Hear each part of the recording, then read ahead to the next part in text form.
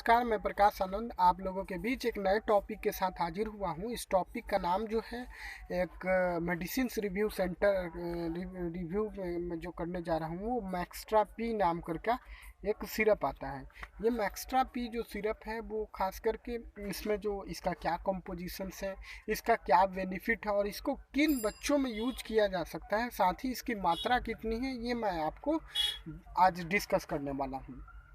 तो मैक्स्ट्रा पी जो सिरप है वो एक तरह के जो है जिसमें इसका जो कंपोजिशन है, फर्स्ट ऑफ ऑल मैं ये आपको बताने जा रहा हूँ। तो ये जो है फिनाइल फेरामाइन और प्लस क्लोरोफेनामाइन मिलिएट्स जो होता है एक एंटी हिस्टामाइन है।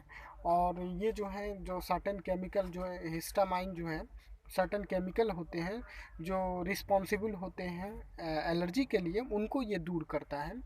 और साथ में इसमें पैरासीटामोल 125 mg है।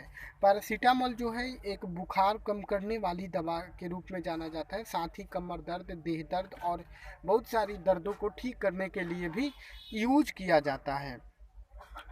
फिनाइल फेरामाइन जो है क्या होता है कि कभी कभी पेशेंट्स को जिनको ये सारी प्रॉब्लम होती हैं तो उनका नाक जो है वो जाम हो जाता है, गले में खराश जैसी सिम्टम्स हो और साथ में बुखार यानी फीवर आ जाता हो, तो उन सारी सिचुएशंस में इस दवा का यूज किया जाता है। और रही बात क्लोरोफेनामाइन मिलिएट्स की, तो क्लोरोफेनामाइन मिलिएट्स जो है वो एक तरह का ड्रग है जो हिस्टामाइन प्रोडक्शंस को कम करता है। जैसे छींकें ज़्यादा आती हों, आँख से पानी ज़्यादा आता हो, तो इन सारी चीज़ों को वो ठीक करता है।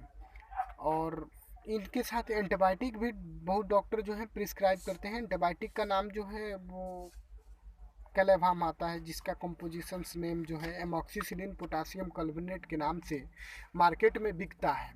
तो इन सारी सिचुएशंस में ये सारी दवाएं चलती हैं। तो दोस्तों मेरे पास कोई भी एप्लियंसेस नहीं है जिसके बेसिस पर मैं वीडियो बना सकूं, या कोई ऐसा ये नहीं है कि जानकारी नहीं है कि मैं वीडियो कैसे बनाया जाता है। मेरे पास मेरा स्मार्टफोन है और इसी के बेसिस पर मैं आपको ये जानकारी प्रोवाइड कर रहा हूँ। तो प्लीज़ दोस्तों मेरे चैनल को सब्सक्राइब ज़रूर करिएगा और साथ में बेल आइकन दबाइएगा, क्योंकि मैं नया जो नेक्स्ट वीडियो बनाते जाऊँगा वो अगले कौन से टॉपिक पर बनाऊँगा, साथ ही ये कमेंट करके मेरे को बताइएगा। मेरे पास, मैं पहले भी बता चुका हूँ, कोई एक्सपीरियंस नहीं है और मैं नया हूँ।